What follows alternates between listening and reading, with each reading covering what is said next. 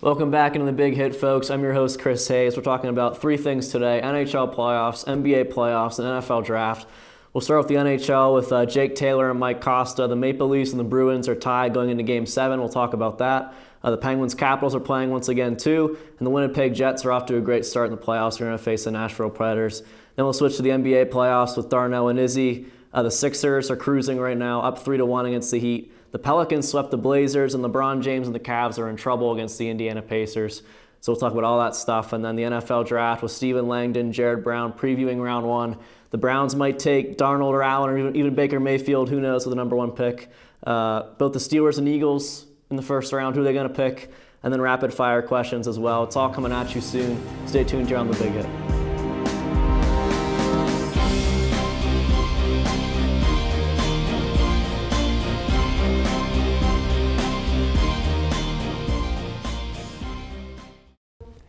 And welcome back into the Big Hit. We're here talking NHL playoffs, end of round 1, beginning of round 2. We got one game left in round 1. I'm here with Jake Taylor and Mike Costa. That game is Game 7 between the Boston Bruins, the Toronto Maple Leafs. The last first round series going right now. Game 7. The Bruins have blown series leads of 2-0 and 3-1 to get to this point. Have the Maple Leafs shown that they have enough to beat the favored Bruins, or will Boston be able to take the series anyway, Jake? I think they showed a lot. I think especially coming back now, I thought we wrote them off because not only did they go down 2-0 early, they got blown out of the water. Yeah, they were getting killed those first 2 games, and it really seemed like no chance at all. And matter of fact, Game 5 was it when Toronto also won. They were dominated all game long. They got Boston more than double the amount of shots Toronto had registered. I really think that what's keeping them in this is Frederik Andersen, the goalie. Yep. It's all Frederik Andersen. I mean, nothing else. Austin Matthews hasn't shown up at all. It's basically who's scoring for them. It's all over the place. It's like Mitch Marner, Thomas Plekanec. Like you expect Austin Matthews to step up, but he's not. He's not even stepping up. It's just like Boston is just pouring on everything they have, and Frederik Andersen's just shutting the door. I mean, there's nothing we can do about it. Yep. Dude, I don't get it. I always thought that everybody kind of had Toronto like in there, but they really thought Boston would win. You know, like I'll pick Toronto in 7, but they actually think Boston's going to win. Yeah. But dude, it's Freddie Andersen. He faced over 100 more shots in the regular season. That dude's a stud. They're really deep at the center position with Kadri, Matthews, Marner, like you said, and it goes to show you, dude. I think the biggest factor is Babcock. Mike Babcock at the coaching, dude. He's a really old-fashioned. Like you got to work your way to the top. You know, Boston has all these young guys with Torrey Krug and Pasta. Yeah, they got Pasta over there, and those guys just kind of jump in. You know, Ryan Donato, they just kind of throw him in there and rack up a bunch of points. And for the most part, dude, you could do that in Toronto, but Babcock's, you got to work your spot. You know, if you're Matthews, I don't care. You got to work. And it goes to show with Marleau at the deadline, and they got Plekanec, who I thought was retired, dude. That guy's 60, but he's still putting up points, dude. He plays with a cane, I'm pretty sure. Yeah, dude. Yeah, and Babcock makes it work, dude. So I got Toronto in 7. Yeah, we mentioned that in the preview that Babcock might be the outlier. Yeah. And you said it a little bit earlier that they go down, and then they must have made a good coaching change because they were getting killed, and then all of a sudden they flip it all the way around, and now they got something going for them. Yep, dude, Boston can have as many chances as they want, but when Freddie Andersen was in net, dude, that stick save that he had in Game 5. He did it twice, he did 2 games. So you got saves like that, but Toronto. He's had a great series. The Capitals were down 2-0 to the Blue Jackets. They came back, won 4 straight. They're moving on to face the Penguins for the 3rd straight year. We got Capitals-Penguins here. The Caps have home ice advantage, but that has not stopped the Penguins before. You can make an argument the Penguins are actually better on the road. Can Ovechkin and the Caps finally defeat their nemesis and advance to the conference final, or will Crosby and the Pens move on once again? Keep in mind too that Malkin might be out for the series. Yeah, it's actually just outrageous. Honestly, I'm not a fan right now of the NHL because this happened 3 straight years. It's a little boring to me. Like I saw it 2 seasons ago, and it was the coolest thing ever because the Penguins were the underdogs. Washington had the President's Trophy. Nick Bonino scored that overtime goal. It was probably one of the most iconic moments in Penguins history. That overtime goal. It was so iconic. And then the next year, you're a little nervous. Washington GM said they're buying in. They got Shattenkirk and everything. And then Jake Gensel and Phil Kessel tear them apart. It was pretty. And they go to Game 7 and Flower gets the shutout, and then that's a beautiful story. Now, just okay, I'm fed up with it. I'm done with it. Honestly, I mean, Washington can come in. They're not as good talent-wise in the years past. Penguins are, if not more talented, they're just a little more tired, but they only played 20-something more games than them. And I think all Pittsburgh has to do to win the series is do exactly what they did last year. And their defensive pairings for Washington last year was Orpik and Shattenkirk, and they were like a -8 on the series because they were so bad because they just exposed them. And this year, I think Dmitry Orlov and whoever his D partner is, I forget at the moment, all they have to do is make sure you score against that defensive pairing and shut the door, I guess. It's just going to be another – we've seen it 2 straight years. It's going to be the same old story. Yeah, dude. I think it's the Pens to lose. I think they're going to win it. I think they're going to take it in 6 – I think every series has gone to 6 or 7. So I think it's going to go to 7. It'll be a good series, but offensively, dude, they're really talented, but they don't match up against the Pens. And you can go on and on, dude. But I think for the Caps' sake, I'll give them a little bit of hope. You know, in the regular season, they had – from the slot all the way to the blue line in between the face-off circles, most of the goals were in there. So you gotta have to mix that up. When you got Hornquist in front of the net, you got Gensel. I think he led in hits in the regular season. You kind of have to mix it up. Ovi, I think, had a couple goals in front of the net, and his signature is the right face-off circle power play. You know, he just stands up there and just rips shots. So they got to make that work on the power play. I think it was like 30% against Columbus, dude. So they got to make that work. Knowing the Penguins, too, they really take advantage of, I mean, like the Preds last year in the final. You could go minute after minute, shot after shot, and just lay it on us. And then the Pens get an odd man rush and score. And then they'll score again in like the next 30 seconds. So that's what the Caps got to do, dude. They can't let up on that. They got to keep going and going. You can't let down. So I think the Pens win, but there might be a little hope. Yeah, I think there is hope, I think. But then again, if you watch the Columbus series, Washington was the better team for about two out of the 6 games.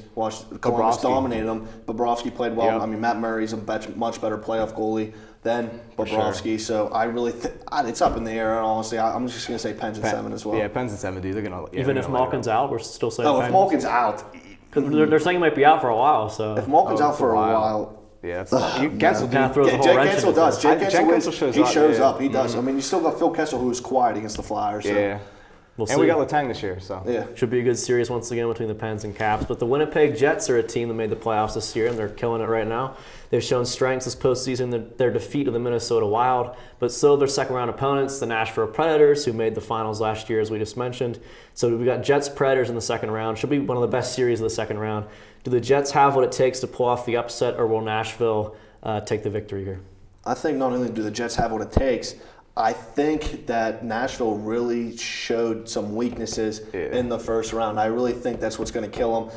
I wasn't high on Winnipeg coming in here. I was remember talking down on them. I was talking down on them. And I was talking highly with the Predators. But after seeing what Pekka Rinne did against the Colorado Avalanche it was bad. It was real bad. Like they should have blown them out. They should have killed them. They shouldn't even lost the game. And some games were close. I mean, the only game they really killed them was 5-0 the last clinching game Nashville was. And I think Winnipeg coming in, they're really fast. They have Patrick Laine, just amazing. So he's almost like an Alexander Ovechkin. Yep. Mark Scheifele, they have big Dawson Bufflin on defense.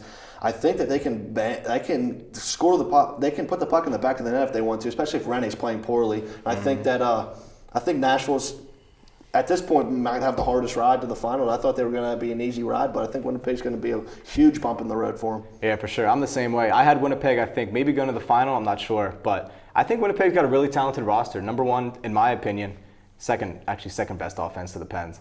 And that stud, the Bufflin dude, they've got that young goaltender, Connor Hellebuyck. Yeah. It's honestly similar. You can draw relations to the Pens when it was Pens Predators. You know, the Preds, like I said, were lighting it up and they had all the chances in the world. Same thing with Tampa Bay. Vasilevsky had a really good series. You can have all the talent you want to, but that odd man rush, you take advantage of that power play and those couple chances, you know. The Pens are going to score on you. And so Dustin Bufflin in the back, you've got Blake Wheeler, Nikolai Ehlers, Brian Little, and then Matthew Perreault deep at center. Patrick Laine, second best goal scorer, like you said, dude. So really similar to the Pens. And I don't think Nashville's defense really showed up, dude. Yeah, they were stacked too. Yeah, Roman Josi really lit it up last year, but I really do think that the Winnipeg Jets take this one. Both goalies in the series are Vezina Trophy finalists too, so something to keep in mind. Should be a good series there too. Jake Taylor, Mike Costa, that's all we got talking NHL. We'll be right back talking the NBA playoffs with Darnell and Izzy. Stay tuned here on The Big Hit. I could talk about that for days. Yeah. Welcome back into The Big Hit. We're talking about the NBA playoffs here. Izzy Muhammad, Darnell Turner, our two usual NBA guys. Some series are still going on, some are over, including the Pelicans-Blazers series. The Pelicans swept the Trailblazers, being the lower seed too. That's pretty impressive, led by Anthony Davis. How surprising was this, and do the Pelicans have what it takes to move further in the playoffs? They're playing Golden State next, most likely. Now, it's definitely been impressive to see what Drew Holiday, Anthony Davis, and company have been doing. But when you look at the star power, you're just going to keep going back to the star power. I've been saying the same thing all year. The Warriors shouldn't lose on paper. When you have, Steph Curry and then Kevin Durant, you have two guys who MVP and won in scoring titles. Honestly, you can't really go against them, especially since they've been to the finals the last few years. So honestly, it's been good. Last week I said that, the Trailblazers would win that series. New Orleans came in and swept them. And that's all good and all, but I'm still going to go with the Warriors for this next series. They proved me wrong once, but they will not do it twice at all. Yeah, I'm not surprised that the Pelicans were able to come out and win this series, but the way they just dominated and swept them each game, the ending score may not, really show you how dominant it was, but throughout the game, the Blazers, really never had a chance in either of those games. Anthony Davis, Drew Holiday, Rondo, they all just had great series, and Damian Lillard and C.J. McCollum, that backcourt of Portland just didn't step up. C.J., he had a couple of good games in New Orleans, but, Damian Lillard only shot 32% this entire series, and, that's just not going to cut it. He's the head of this team, he's their leader, and he has to score for this team to be good. And Rondo and Drew Holiday, I said before the playoffs, if they were able to, compete with Lillard and CJ and, kind of take that backcourt out, then you have nobody to stop Anthony Davis. So, that last game he had 47. It was just tough for them to stop them with Lillard and CJ struggling. But, going further into the next round, probably Golden State, if Steph Curry can play, I just don't see them having a chance. We can't go without talking about LeBron James and the Cleveland Cavaliers. They're tied in their series 2-2 against the Indiana Pacers. It's been a pretty even series so far. Have we seen enough from the Pacers in this series to believe they can take down the Cavs, or will LeBron and his team take the series as he usually does? Izzy? I'm going to say it again. You can't go against the man that has been to the finals the last 7 years. Now, honestly, this team has probably been one of his worst teams since when he first got into the league, but just looking at,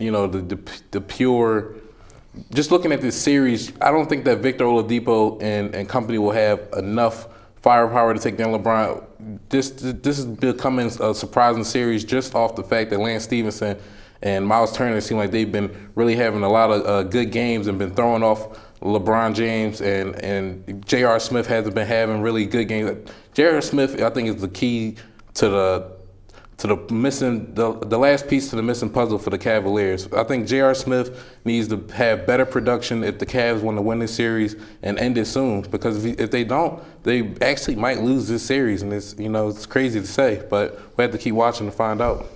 I think the Pacers blew their chance. I think opportunity at home in front of your home crowd to go up 3-1 against LeBron James, never lost in the first round. I think that was their only opportunity if they were going to win this series. I think it's going to be tough for them going into Game 5. I expect them to lose that game, but I think the winner of that game will be in the driver's seat and end up winning the series. But with 2 of the last 3 games being at home for Cleveland, I think they have that advantage. LeBron James has been stepping up. Korver made some big shots in that fourth quarter in Game 4. But the rest of his team is just going to have to step up and continue to step in. We don't know who it's going to be. One game it might be JR, it might be Korver. Next we might see Clarkson or Jeff Green step up. But somebody's going to have to step up and help LeBron for him to continue. For the Pacers, Oladipo hasn't shot well since Game 1. So if the Pacers want to be able to stay in this series and have a chance to win, Oladipo is definitely going to have to step up and make some shots. The process is on the verge of the second round. They're up 3-1 against the Miami Heat. They might win Game 5 going on right now. Will the Sixers keep rolling in this series? And what are the keys to seeing Philly continue their run if they do win this series? I think they play the winner of Boston, Milwaukee if they do win. Well, Joel Embiid has to come out aggressive, and so does Ben Simmons. And when you look at this team is led by a couple of young guys who've never been in the playoffs. Of course, you got the veteran presence on the bench and coming and starting with JJ Redick.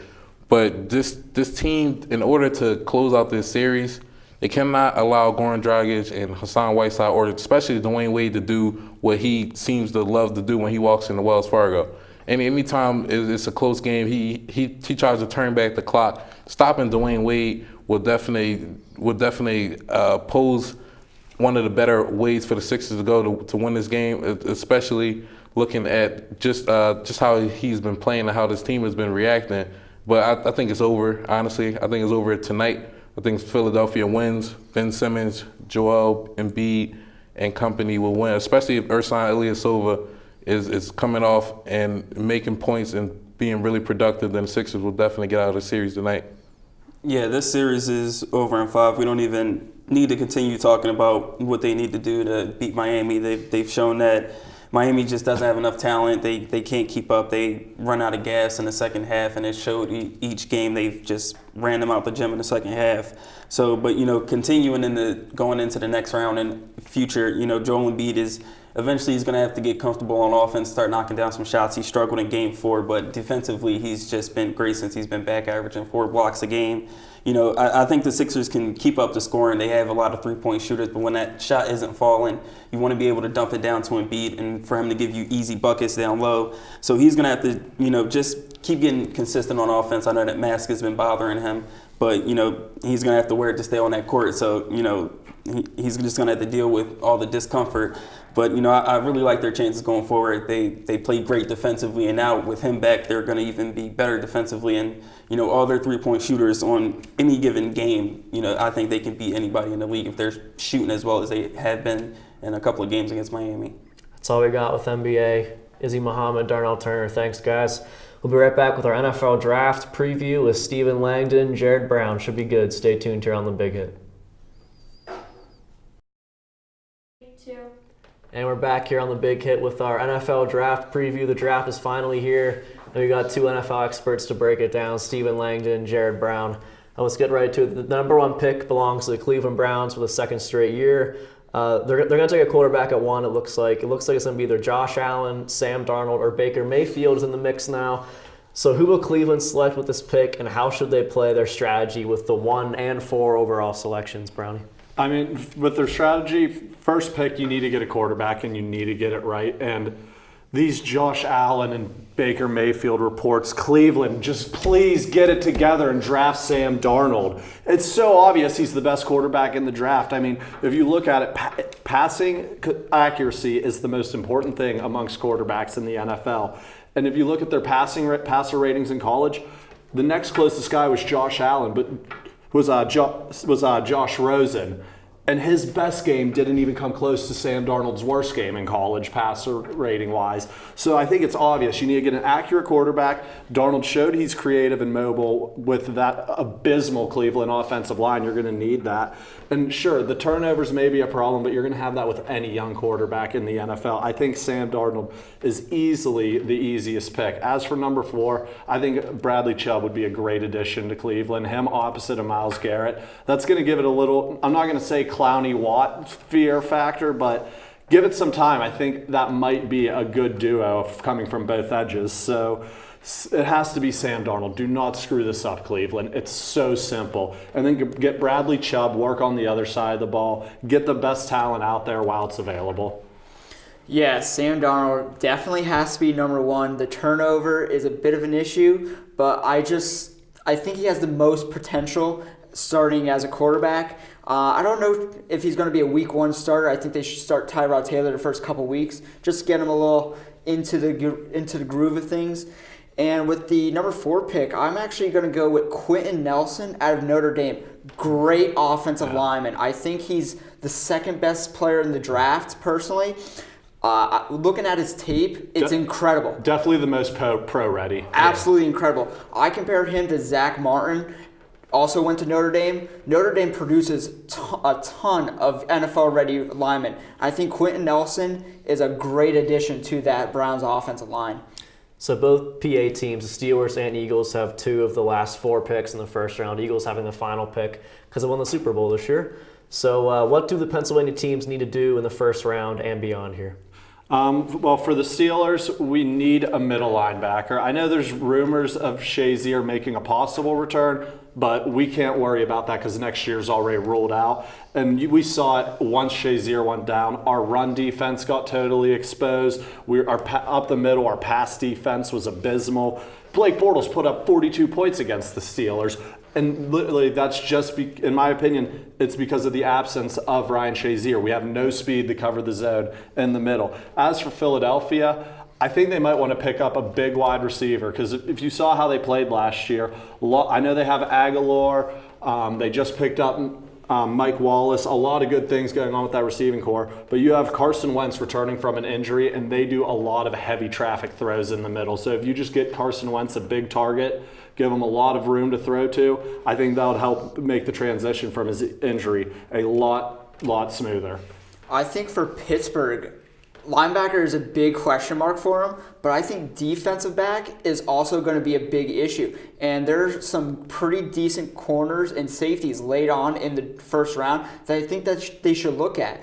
Of course, Pittsburgh's pass defense isn't necessarily the best. I think that's an area where they should improve. As for the Eagles, I think they should also look at defensive backs. I think that for the Eagles, their team is just so put together right now that there really isn't a whole ton of areas where they can really improve, but it's just about picking the best player available, I think, for the Eagles in this case. And going forward, I think that they should look on to maybe the Eagles maybe even trading out of that pick. Maybe if someone wants to pick up Mason Rudolph with that last pick in the first round. So we'll have to see what they decide to do. But I think defensive backs are where they should really target for both of those teams. Yeah, I mean, with defensive back, there's definitely a hole in the Steelers secondary about the midway to the end of the season. But we saw it in the early rounds of the playoffs. I'm going to exclude Jacksonville because that was just a defensive nightmare.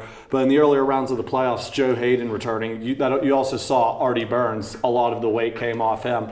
I wouldn't mind if they got a third guy back there because we saw Joe go down. We don't know if Artie could stay healthy. He's already talking about head injuries. So a third guy isn't a bad idea. I like that one too. A lot of teams too are going to that three-corner set. So as they go on, I think they need to pick up a solid third corner. So we got 4 more quick questions here. We'll try to go through these pretty quickly here. Who is a player who isn't getting enough love on draft boards so far? You guys might think I'm crazy when I first say this, but hear me out. I think Lamar Jackson should be straight up insulted by the quarterback class and where they're going. If you're going to tell me that Baker Mayfield is more pro-ready than him, Josh Allen, who could barely complete a pass, and who did he play in college? Sure, the guy could throw a football a country mile. And then Josh Rosen, who just is talking down on teams. He seems so immature from what I've been hearing about him all of the postseason. I think if I'm Lamar Jackson, I am insulted that those 3 guys are ahead of me. Sam Darnold, yes, he is the cream of the crop quarterback in this draft class. But then if I'm an NFL GM, Lamar Jackson should be the second guy. I don't get how Allen or Mayfield have jumped in front of him. I do like your selection, but I think Will Hernandez is a solid offensive lineman. At the Combine, absolutely destroyed many of the offensive linemen. He's going to be a late first-round pick, but I think that he should be even earlier than that. I'm thinking that he should be either top 15 pick or even a little bit higher than that, probably in the top 10. But there's just so many quarterbacks in this draft that it worries me because a lot of teams go for that quarterback. The quarterback is what many consider to be the best position. But if you look at quarterbacks, most of the good quarterbacks in this league have good offensive linemen. And if you don't have a good offensive line, then you're not going to have a good quarterback, in my opinion. Which team was most likely to make a trade in the early part of the draft? I'm probably talking first round here. I don't know if they're likely to make this trade because it's never really been their style, but I think they desperately need to. The Los Angeles Chargers, they need a lot of work on the defensive end of their ball. I mean, you have Phillip Rivers running that offense, so offensively, you got one of the best in the league running the show. And like you just said, quarterback's the most important position on the field. It accounts for about 60% of offense.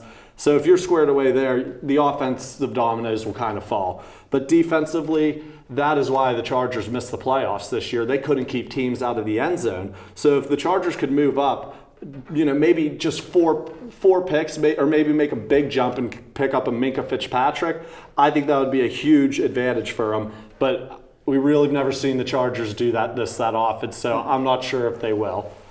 The easy pick would be the Bills just because they have the 2 first-round picks, but I'm going to go with the Cardinals. The Cardinals need a quarterback. I think that they should trade their first-round pick this year and a first-round pick next year to move up in the draft. They desperately need a quarterback.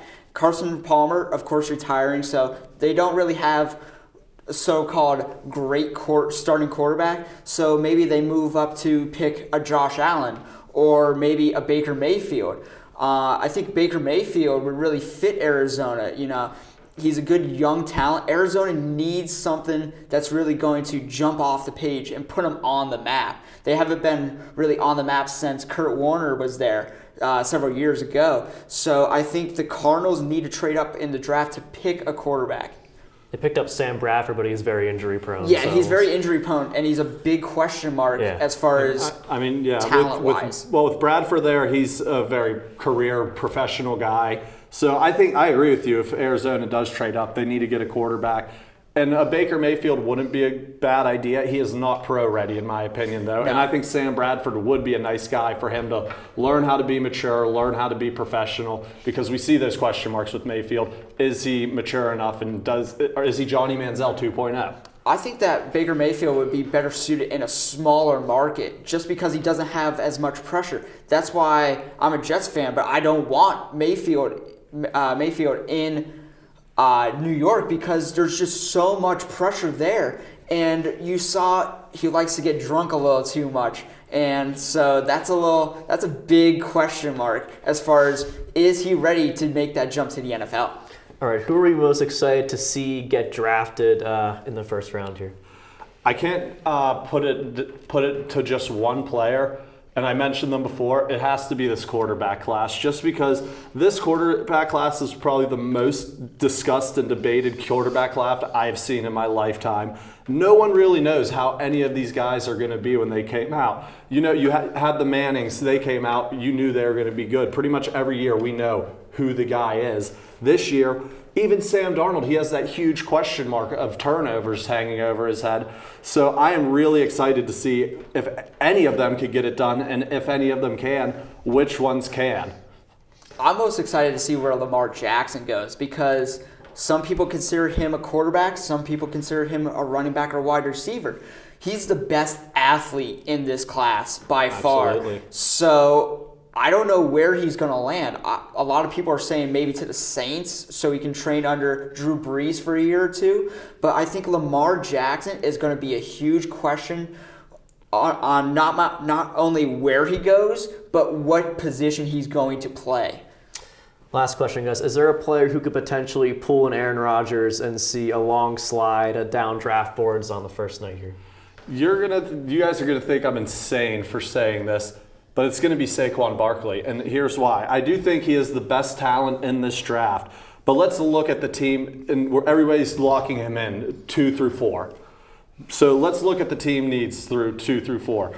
Number 2, the Giants. They need a quarterback bad. I think they're going to go with Josh Rosen at number 2. Who's at number 3? Jets. The Jets.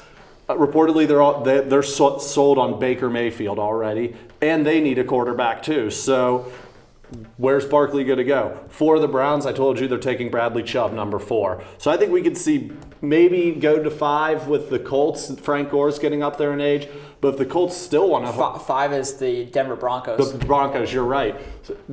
So 5, that might work. Five they just go quarterback. 5 can go quarterback again. But they just released C.J. Allen. So the earliest I could see Barkley going is round 5. Just C.J. Anderson, is round 5 just because the team needs. I do think he's a generational talent. First pick any other draft. But the first 5 teams, running back's not their biggest priority right now. So Barkley, you're going to slide down that draft board. I'm going to say Minkah Fitzpatrick. Minkah Fitzpatrick, kind of like Saquon Barkley, is a top 5 pick in any other draft. But I think he's going to slide just because a lot of teams are going to be trading up to go get that quarterback. So I don't really see a team in the top 10 maybe even drafting Minkah Fitzpatrick. The Browns maybe, but I don't see them drafting a defensive back. The Browns need to get that pass rush first before they worry about their DBs. Yeah, they need to focus on defensive linemen and offensive linemen, crucially. Another player that I think is Josh Rosen. I don't know, maybe if he drops after the 3rd or 4th pick, maybe a team trades up to go get him. But I think he's another player that can fall down a draft very quickly, kind of like Aaron Rodgers. All right, that's all we got here on the NFL Draft Preview. Should be a great draft. See who these quarterbacks end up. Jared Brown, Stephen Langdon. Thanks, guys, so much. From director Darnell Turner, producers Izzy Muhammad and Jared Brown. This is The Big Hit. I'm your host, Chris Hayes. See you next week. Thanks for watching.